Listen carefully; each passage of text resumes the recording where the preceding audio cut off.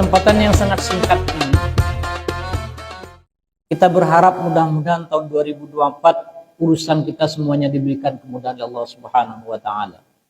Yang usaha mudah-mudahan diberikan kemudahan usahanya. Yang mau berbuat baik selalu bukan jalan keluar untuk melakukan kebaikan-kebaikan.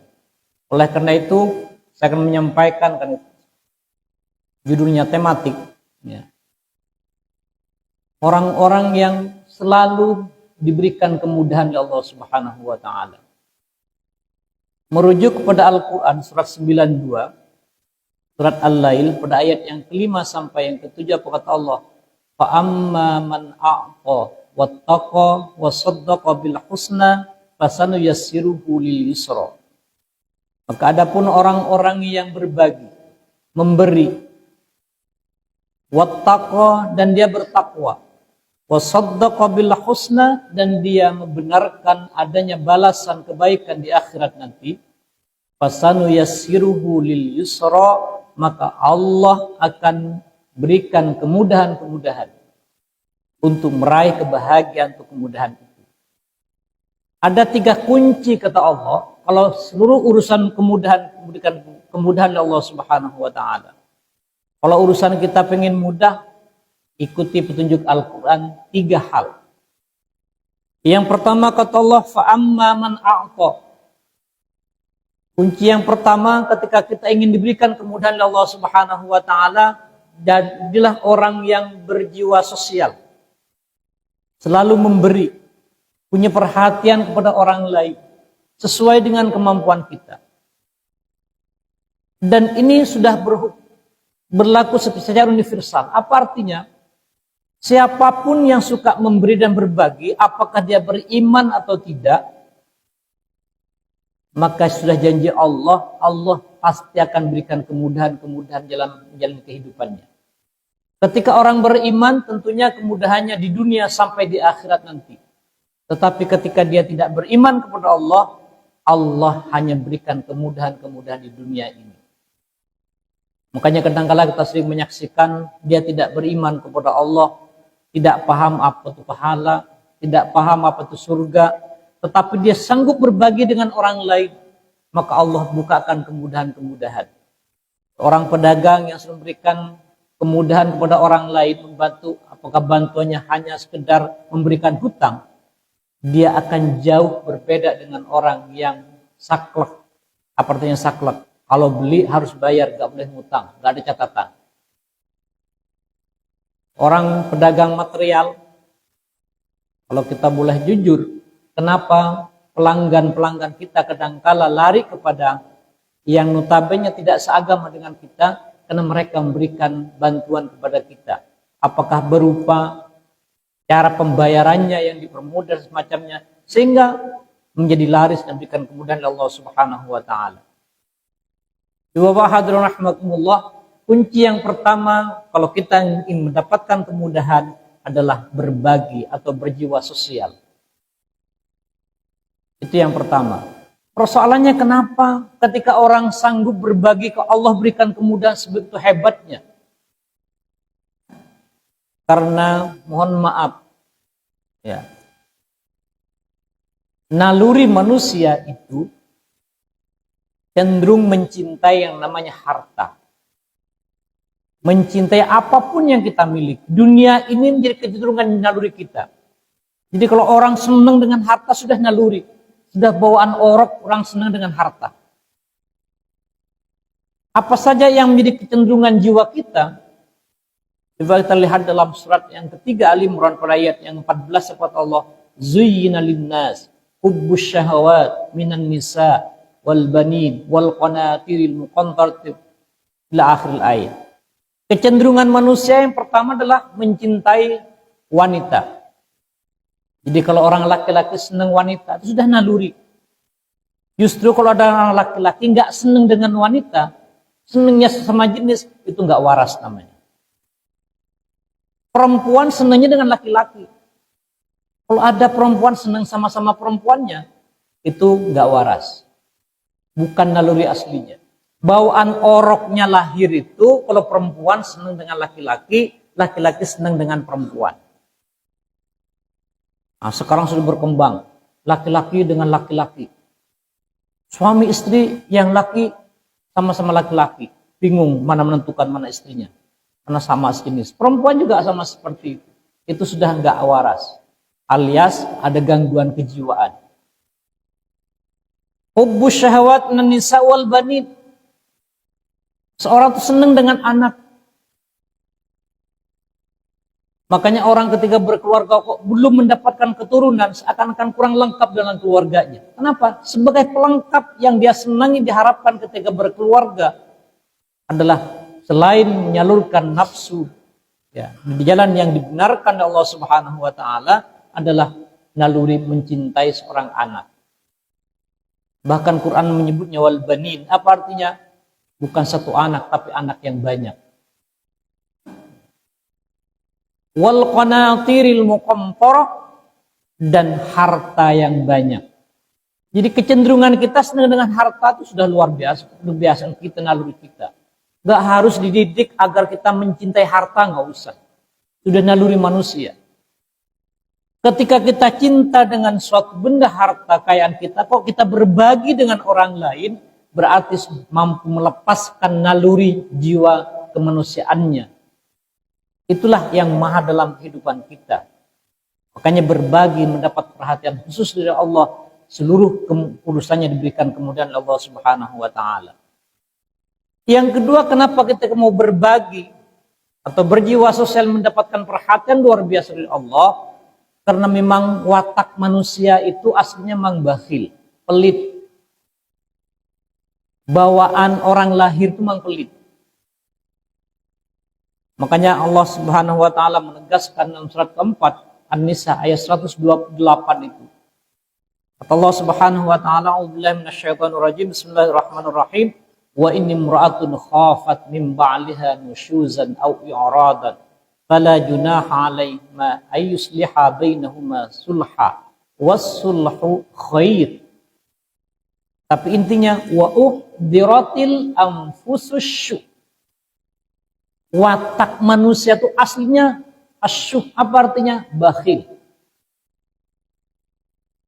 Jadi kalau melihat orang lain kok pelit, bakhil, mendida semacamnya, itu sudah watak manusia, karakter manusia yang aslinya.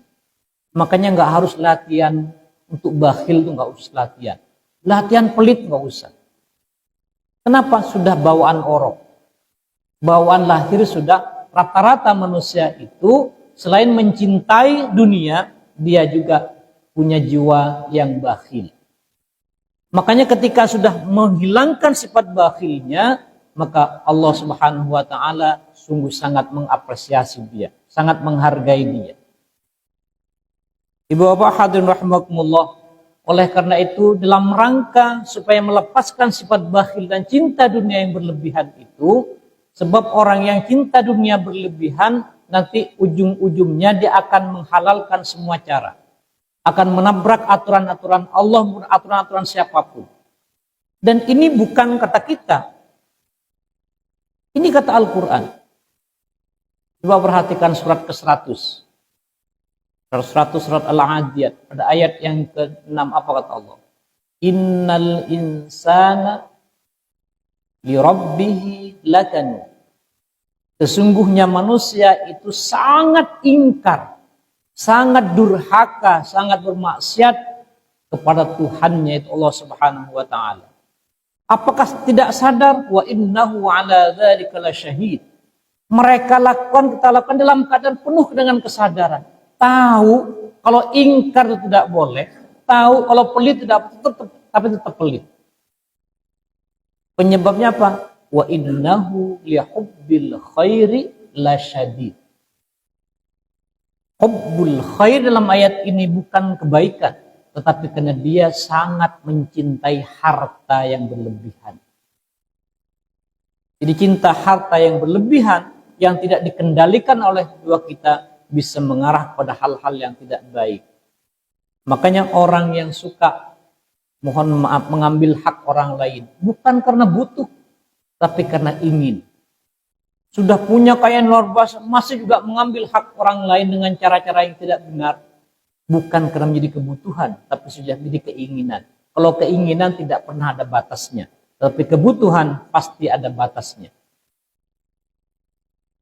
Agar kita supaya bisa melepaskan diri sifat kebakhilan itu, supaya kita bisa berbagi dengan orang lain, sehingga kita mendapatkan kemudahan dari Allah Subhanahu wa taala, Allah menghimbau kita, menjanjikan hal-hal yang baik. Yang pertama kata Allah, setiap apapun yang kita berikan, fahuwa yukhlifu. Apa artinya yukhlifu? Allah nanti akan ganti. Setiap apapun yang kita berikan, pasti Allah akan ganti. Gantinya seberapa?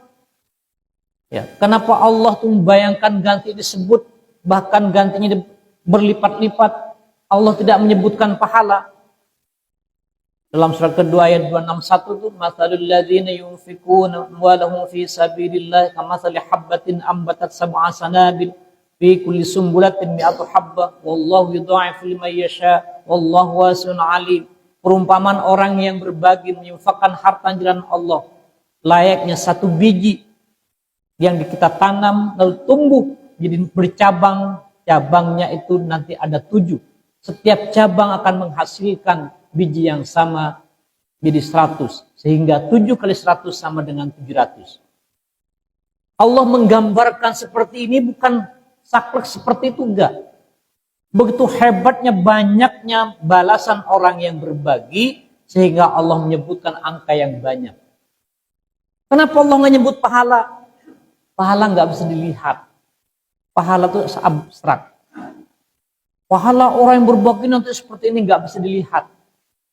Kenapa Allah sebut dengan berupa harta juga balasannya? Karena memang kita itu mencintai harta. Makanya Allah sebut 7 kali lipat, nanti 10 kali lipat, 100 lipat dan semacam. Angka itu bukan yang pasti.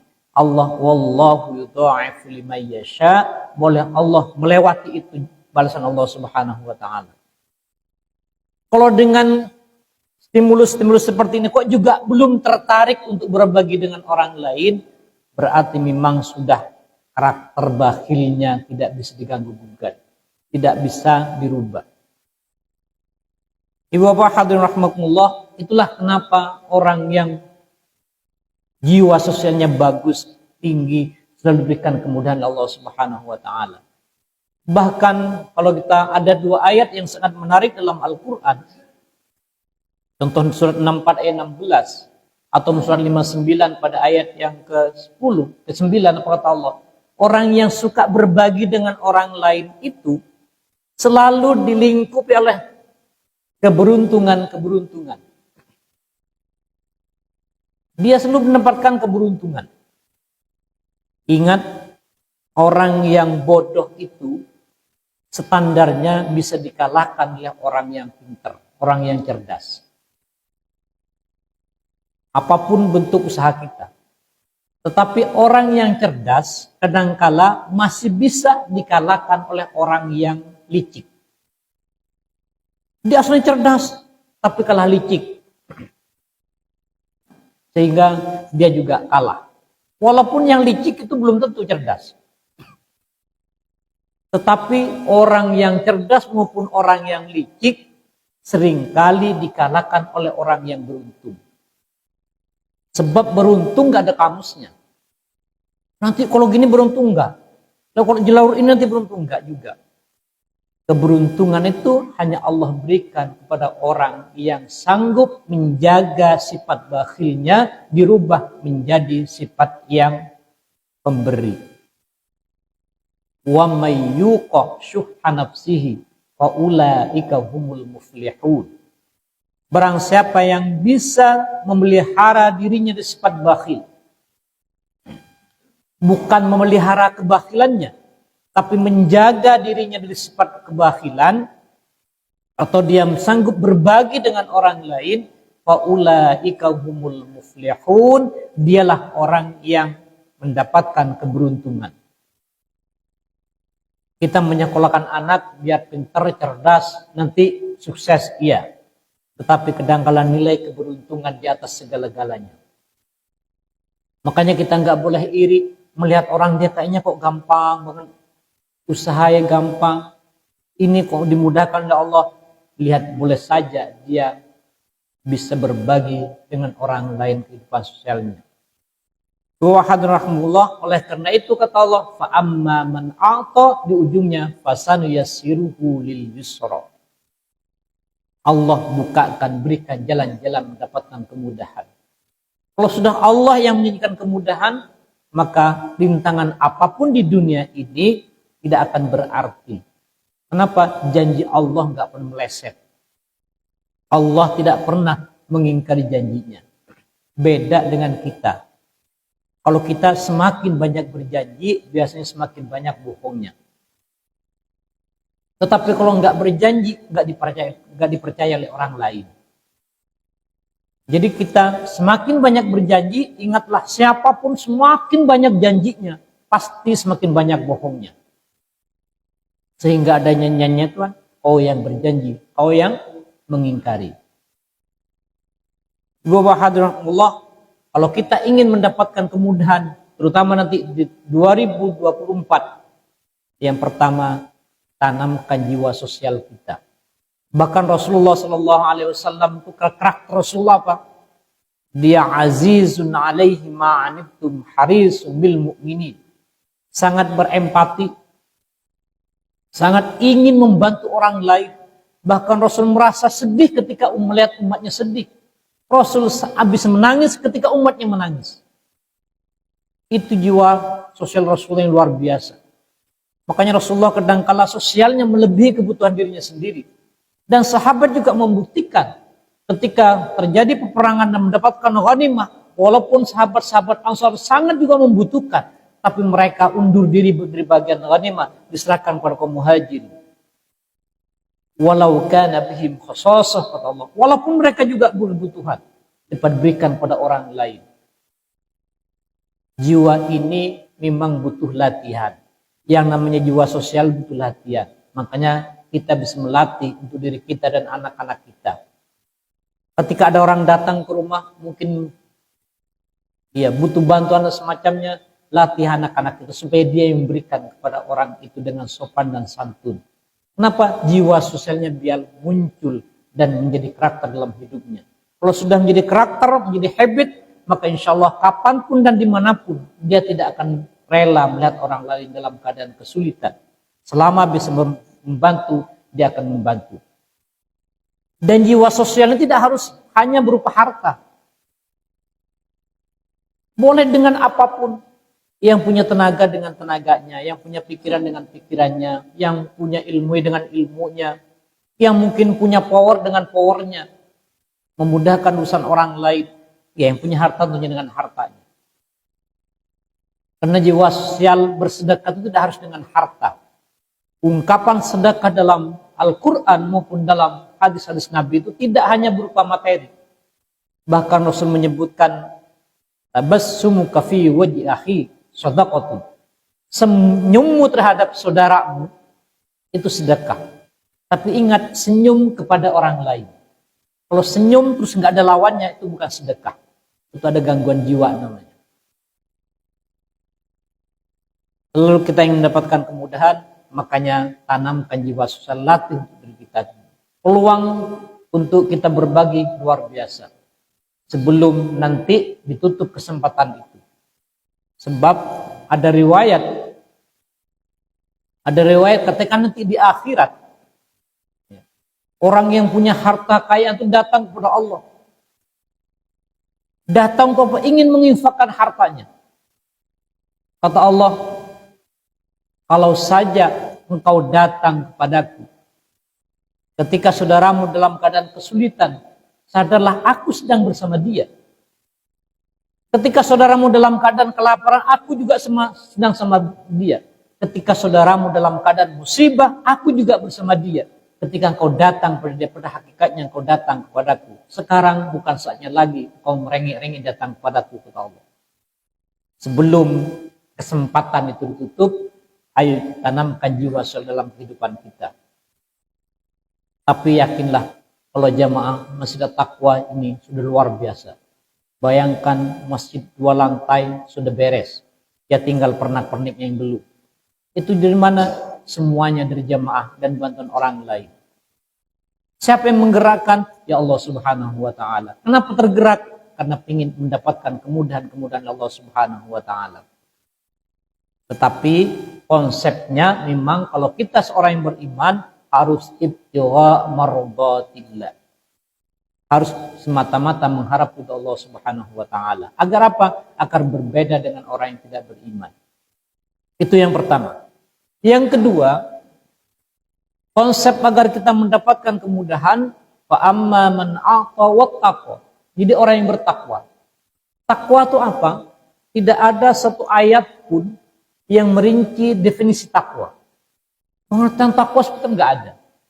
Al-Quran hanya membuat rincian ciri-ciri orang yang bertakwa. Ada 3 kategori. Ada ayat yang pendek, yang sedang, yang panjang. Semuanya berbicara tentang ketakwaan. Kalau yang sangat pendek, awal Al-Baqarah, hudal lil muttaqin alladzina yu'minuna bil ghaib wa yuqimuna as-salata wa mimma razaqnahum yunfikun. Sampai ayat yang kelima itu ciri yang bertakwa. Yang agak sedangan dikit, ya, enggak butuh panjang banget. Surat yang ketiga ayat ya 133 tuh 34 35. Wasari'u ila maghfiratin min rabbikum wa jannatin 'ardas samawati wa 'iddat muttaqin alladzina yunfikuna fis sarra. Takwa pun cirinya yang pertama adalah berbagi dengan orang lain, baik dalam keadaan sulit maupun dalam keadaan gampang. Apa artinya? Orang bertakwa itu berbagi tidak nunggu lebih. Kita kadang-kala mohon maaf Pak, barangkali ada kelebihan harta. Enggak ada harta lebih Pak. Yang ada kurang terus. Barangkali Bapak ingin berbagi dengan rezeki yang Allah titipkan kepada Bapak. Jangan minta kelebihannya, enggak ada lebihnya masalahnya. Fisar wabbara wal kadhiminal ghaid. Kira orang yang kedua yang bertakwa apa? Orang yang sanggup menahan amarah. Dalam ayat yang lain disebutkan as-sabirin, orang yang sabar. Dan sabar itu mohon maaf tidak pernah ada batasnya. Karena kata Allah, innama yuwaffas sabirun ajruhum bighairi hisab. Balasan orang yang sabar itu enggak ada batasnya. Enggak ada tepinya. Sabar pun tidak ada batasnya. Ketika orang mengatakan sabar ada batasnya, berarti enggak sabar. Sudah sampai batas kesabaran kita, berarti di batas diri kita. Allah tidak pernah membatasi kesabaran itu. Walaupun sabar itu diartikan secara dinamis, bukan hanya pasif. Jadi ciri orang yang bertakwa yang akan mendapatkan kemudahan Allah Subhanahu wa taala di antaranya orang yang sabar. Wal 'afina 'anil nas.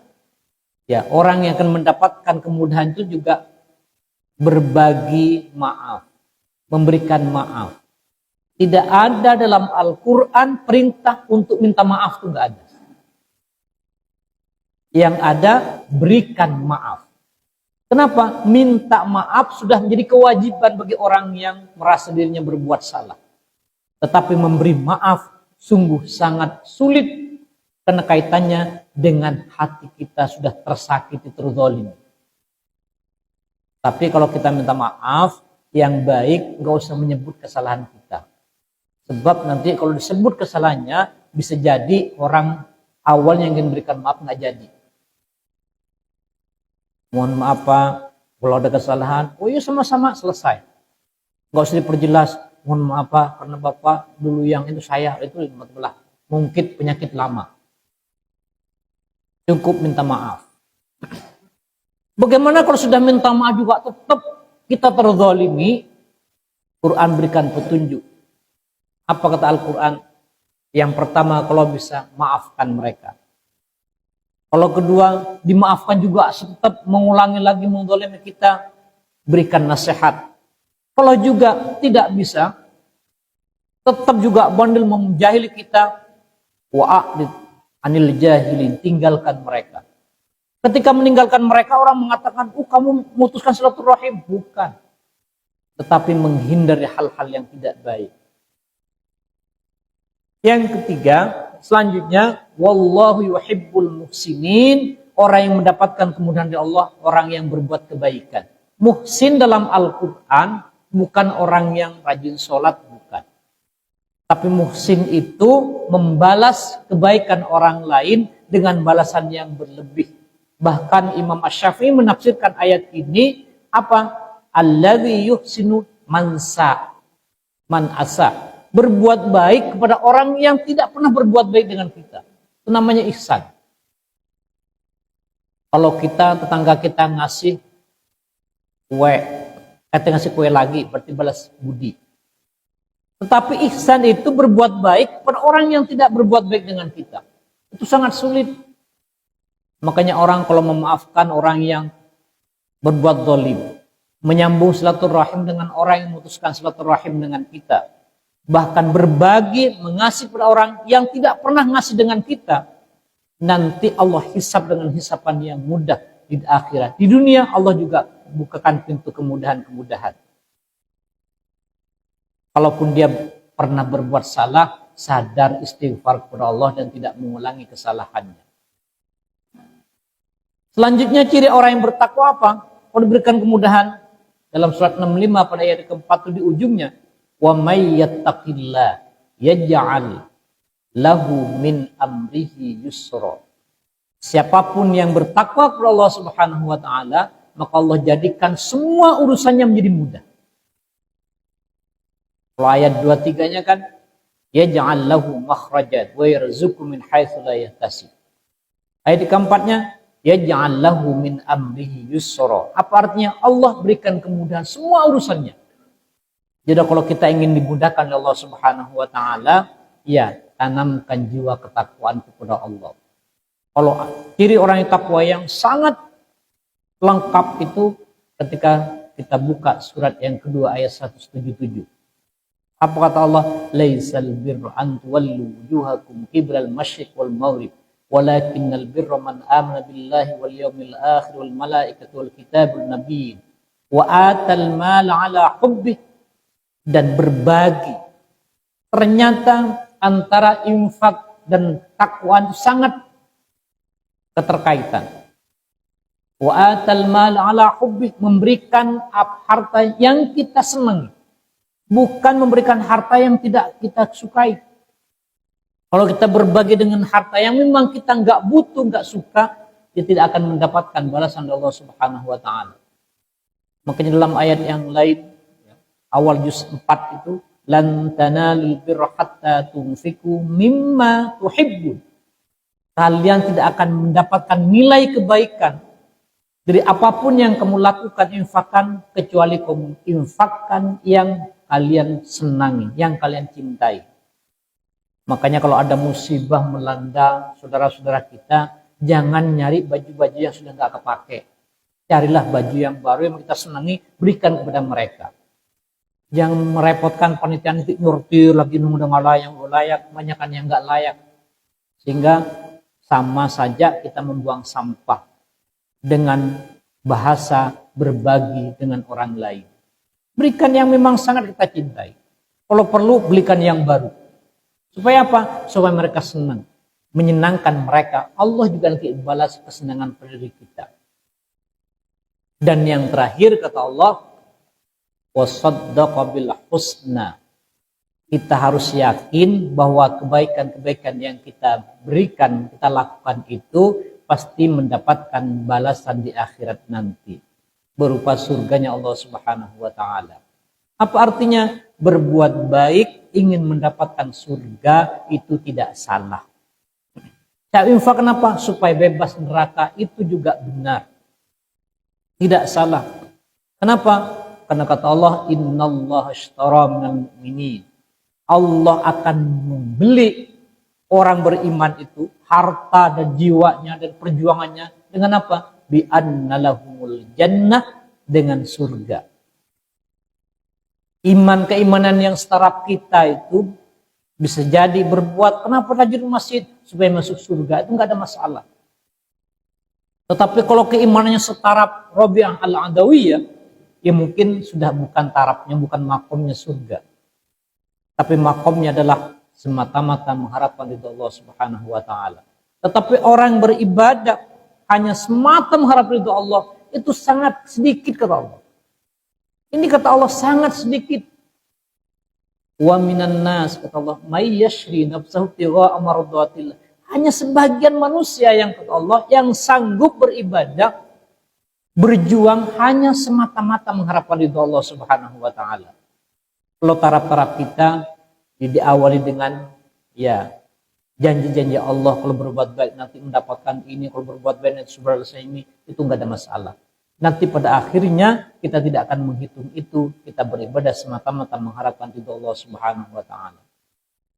Ibu bapak hadirin rahimakumullah, ya tidak terasa sudah hampir baru setengah jam. Ya, inilah mungkin sebagai penutup tahun 2023 dan sebagai pembuka 2024. Apa artinya kita berharap kalau selama 2003 mungkin kita masih ada hal-hal yang mengginjal dalam urusan kita. Belum Allah bukakan kemudahan-kemudahan. Kita berharap 2024 ini semuanya disingkap Allah dan Allah ganti yang sulit menjadi gampang, yang jauh menjadi dekat, dan yang terasa ribet menjadi diberikan kemudahan Allah Subhanahu wa taala. Konsepnya sebisa mungkin kita tanamkan jiwa sosial kepada kita. Dan yang terakhir yang sampaikan bahwa orang yang suka berbagi itu dengan dasar takwa dan mengharapkan ridha Allah, maka yang sangat mahal menentramkan jiwa kita. Ketentraman itu sungguh sangat mahal harganya. Apa kata Allah? Khudh min amwalihim, dalam surah 9 ayat 103 itu, khudh min amwalihim shadaqatan tutahhiruhum wa tuzakkihim biha wa shalli alaihim inna salataka sakanul lahum. Memberikan ketentraman. Tentram itu mahal harganya, tidak bernilai.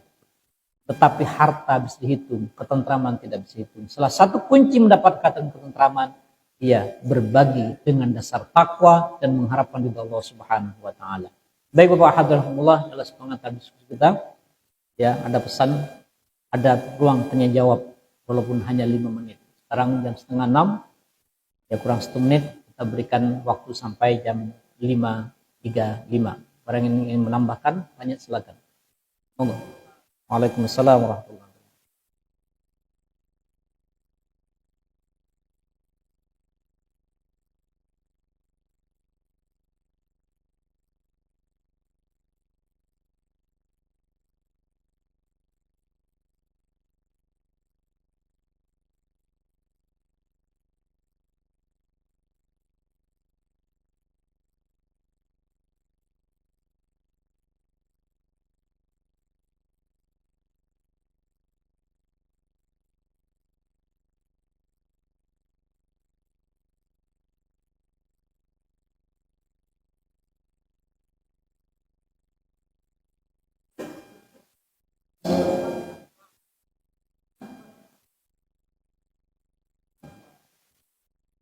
Iya, baik. Ada semacam kontradiktif. Satu sisi Allah menentukan jiwa manusia itu punya tabiat pelit.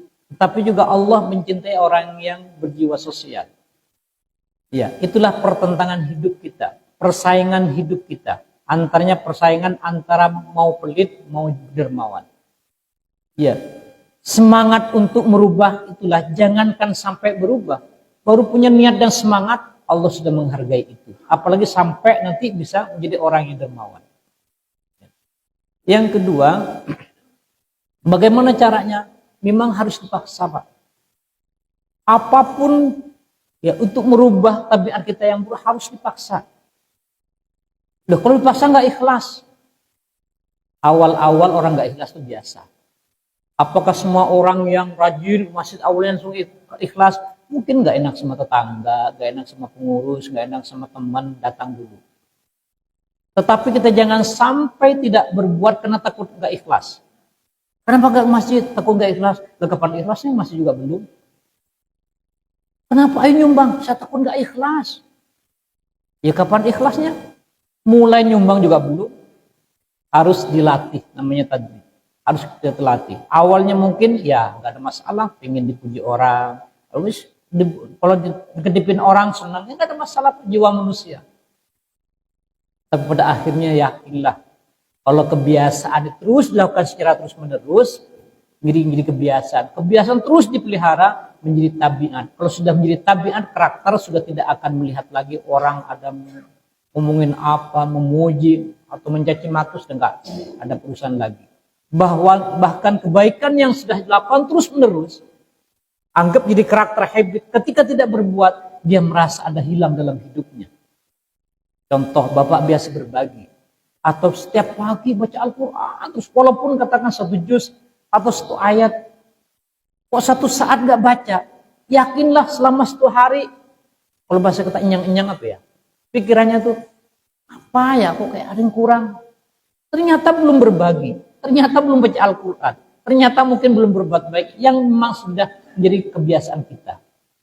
Itu namanya sudah jadi habit, jadi karakter.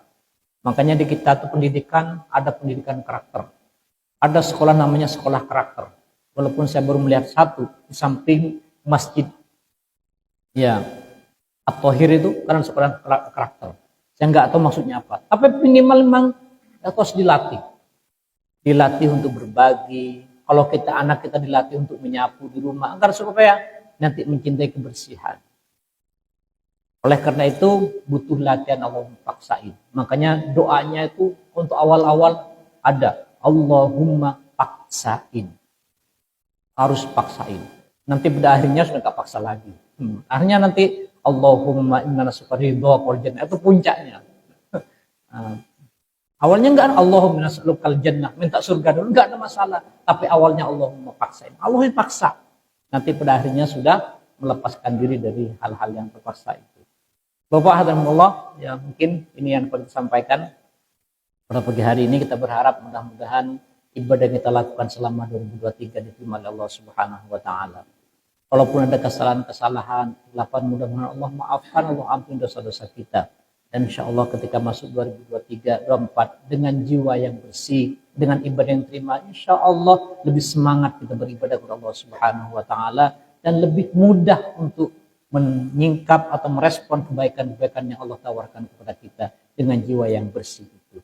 Sehingga insya Allah Allah lebih bahagiakan kita di dunia sampai akhirat, terutama di 2024 ini dengan kebaikan-kebaikan yang ditanamkan Allah Subhanahu wa taala. Terima kasih dan mohon maaf kepada Allah wa iyyakum ajmain. Wassalamualaikum warahmatullahi wabarakatuh.